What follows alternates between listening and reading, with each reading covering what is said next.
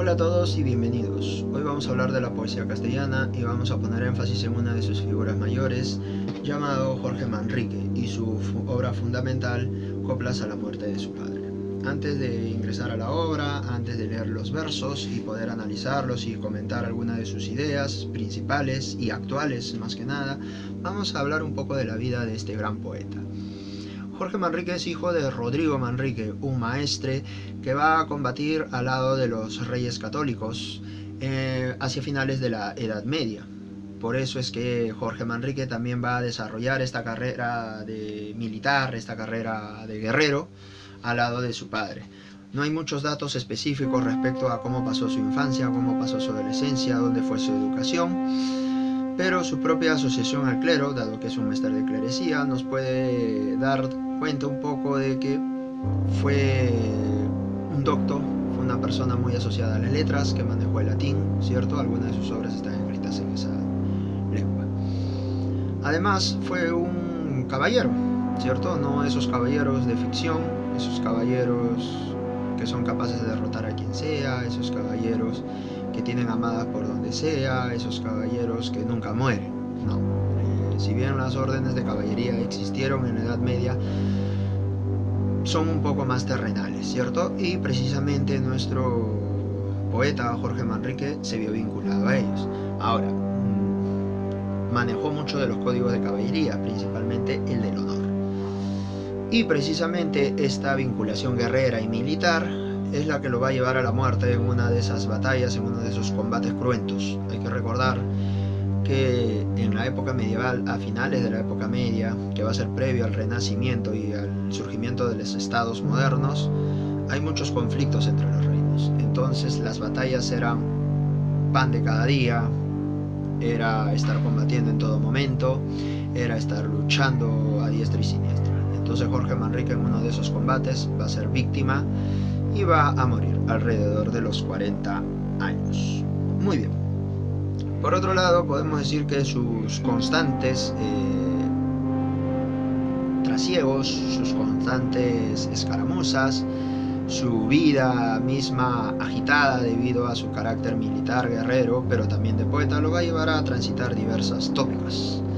Entre ellos podemos destacar el amor, la poesía, la guerra y la muerte, ¿cierto? Enfatizando el último, sobre todo la muerte, porque lo va a marcar una de esas batallas, ¿cierto? La muerte de su padre, que ya estaba pues pasando por una enfermedad muy fuerte, ¿no? La muerte lo va a marcar de manera profunda y al lado de un accidente que tuvo también un combate, ¿cierto? Va a determinar la escritura precisamente de las coplas a la muerte de su padre.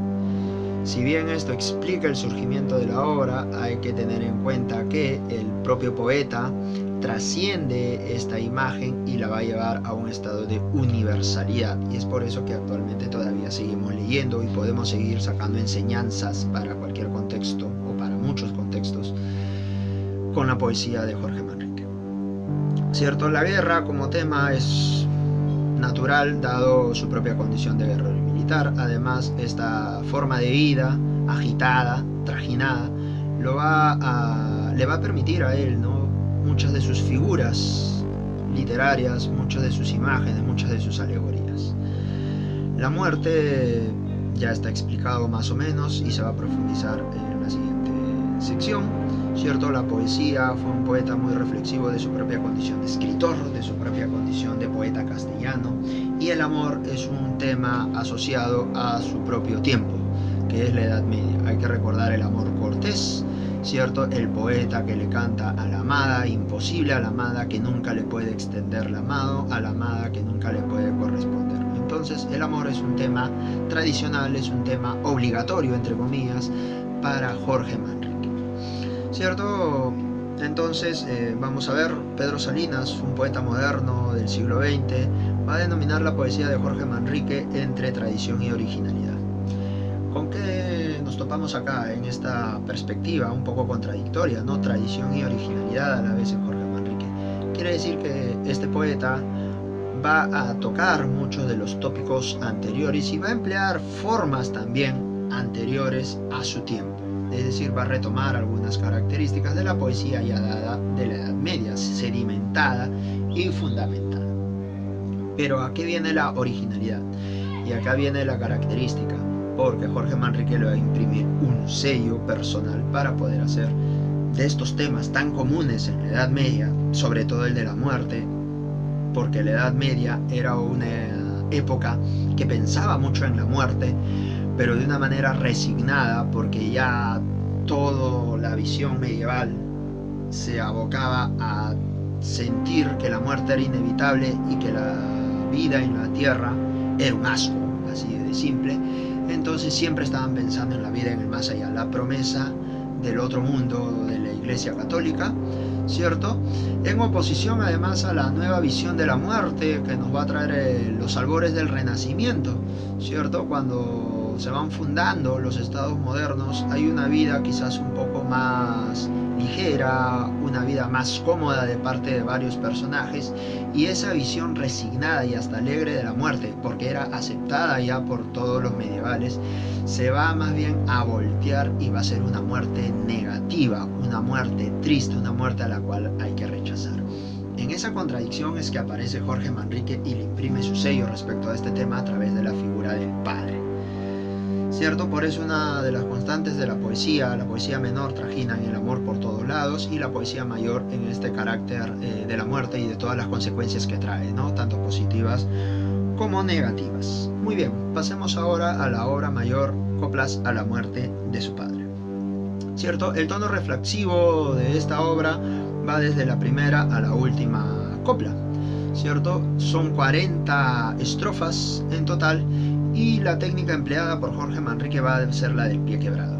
¿Qué es un pie quebrado? Un pie quebrado es una estrofa que combina octosílabos con tetrasílabos. Un octosílabo es un verso que tiene 8 sílabas métricas, y un tetrasílabo es un verso que tiene 4 sílabas métricas. Lo podemos constatar en la primera estrofa, precisamente, que dice: recuerda el alma dormida, aviva el seso y despierte. Acá en la primera es fácil de determinar, ¿cierto?, los octosílabos, y el tetrasílabo en el verso tercero, que dice contemplando, ¿cierto? La misma palabra ya nos dice exactamente la cantidad de sílabas que tiene. Podría sugerir o podría parecer una contradicción en el verso da dolor, pero da dolor termina en aguda, y por reglas métricas, ¿cierto?, de ritmo del metro, cuando un verso termina en una palabra aguda se le suma una sílaba. Entonces, de 3 más 1 nos da 4, tendríamos un tetrasílabo. Esta forma de octosílabos y tetrasílabos combinados se va a repetir a lo largo de las 40 coplas, ¿cierto? Son 40 coplas de pie quebrado. Ahora, temáticamente, podemos decir que la obra está dividida en 3 partes, ¿no? Y que va de lo general a lo particular. En la primera parte, en las coplas que ocupan el mayor espacio, casi hasta la 20, nos tratan los temas universales: la muerte, la vida, el tiempo, la fugacidad, ¿cierto? El estado terrenal de la existencia, la búsqueda de la fama, etcétera, etcétera, etcétera. Son temas abstractos que los va a trabajar de un modo u otro Jorge Manrique. En la segunda parte va a intentar concretizarse un poco más esta reflexión respecto de estos temas, y va a empezar a evocar figuras culturales, figuras nobiliarias, entre otras. Figuras culturales va a mencionar a los romanos, a los griegos; figuras nobiliarias va a mencionar a reyes, va a mencionar a condes, va a mencionar a marqueses, y los ejemplos que debemos seguir de ellos, ¿verdad? Y en la última parte, por fin se va a centrar en lo que es la génesis de la obra, es decir, la figura del padre, porque precisamente esto de acá, si bien es catalogado como una elegía, ¿cierto?, por el dolor que se desprende de cada uno de sus versos, también a la vez y puntualmente en la última parte es un elogio de la figura del padre, porque el padre para Jorge Manrique es una figura que pesa, es una figura que lo lleva a él a elaborar toda una reflexión sistemática, pero en poesía. Muy bien, vamos a revisar algunos versos, algunas estrofas. Empecemos con la número 1, que es una muy conocida, y la número 2, ¿cierto?, para arribar a la 3. Dice así: Recuerda el alma dormida, avive el seso y despierte, contemplando cómo se pasa la vida, cómo se viene la muerte, tan callando. Cuán presto se va el placer, cómo, después de acordado, da dolor, cómo, a nuestro parecer, cualquiera tiempo pasado fue mejor. Pues si vemos lo presente como en un punto cesido y acabado, si juzgamos sabiamente, daremos lo no venido por pasado. No se engaña a nadie, no, pensando que ha de durar lo que espera, mas no duró lo que vio, pues que todo ha de pasar por tal manera. Nuestras vidas son los ríos que van a dar en la mar, que es el morir. Allí van los señoríos, derechos hacia acabar y consumir. Allí los ríos caudales, allí los otros medianos y más chicos y llegados son iguales, los que viven por sus manos y los ricos. En esta primera parte nos podemos dar cuenta cómo se está reflexionando en principio sobre la fugacidad de la vida, ¿cierto? Cómo la vida se esfuma de un momento a otro. Respecto a la historia humana, la vida de un ser humano es nada prácticamente. También la muerte, cómo se acerca de un momento a otro, de improviso nos llega, ¿verdad? Tan callando. ¿Pero por qué sucede esto? Precisamente porque nos pasamos con el alma dormida, ¿cierto? El primer verso nos dice eso: recuerde el alma dormida. Es decir, este recuerde no quiere decir traer a la memoria algo, sino hacerla que se ponga las pilas, hacer que mire todo lo que está pasando a nuestro alrededor. ¿Para qué? Para ver cómo esta muerte es inevitable, reflexionar sobre esto que nos puede ir pasando. En la segunda estrofa precisamente nos dice ello, ¿no? Un punto cesido y acabado, ¿cierto? Y más adelante dice: no se engaña a nadie, no, pensando que ha de durar lo que espera. Es decir, no debemos vivir engañados con que nuestra vida va a ser eterna y que por eso podemos hacer lo que queremos, pero que tampoco debemos engañarles a todos, a los demás.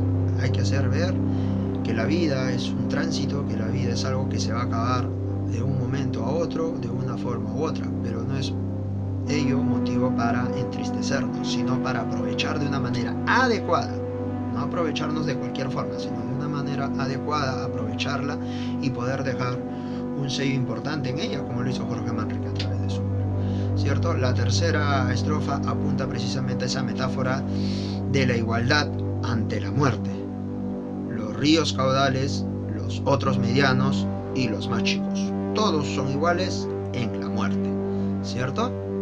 Porque nuestras vidas son los ríos, es un fluir constante, y todos van a dar en la mar, que es el morir, la muerte, lo inevitable. No hay un río que vaya en contra del mar, todo río va y desemboca en la muerte, ¿cierto? ¿Y por qué nos dice esto el poeta?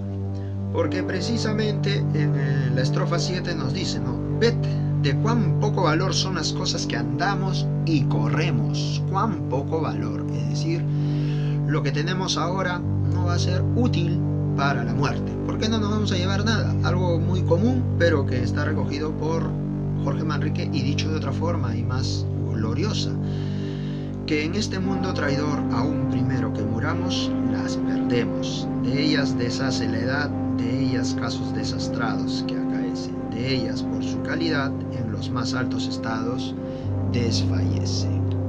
Es decir, todas las cosas, por más que estén en los estados más altos, desarrollados, no sirven para nada, porque van a desaparecer. El tiempo, al final, termina con todo. Nada es eterno. Pero el que nada sea eterno no implica la resignación, la tristeza, la modorra, la bulia, sino el que nada sea eterno significa más bien esforzarnos para lograr trascender más allá de la muerte, ¿cierto? Y dejar una huella en los que nos están rodeando. La última estrofa que voy a leer es la número 29, ¿cierto? Que dice: no dejó grandes tesoros, ni alcanzó muchas riquezas, ni vajillas, mas hizo guerra a los moros, ganando sus fortalezas y sus villas. Y en las lides que venció, cuantos moros y caballos se perdieron, y en este oficio ganó las rentas y los vasallos que le dieron. Es decir, una persona solo a través del esfuerzo puro puede alcanzar muchas cosas, puede alcanzar lo que desea, lo que anhela, ¿Cierto? Muy bien, espero que les haya interesado un poco la poesía.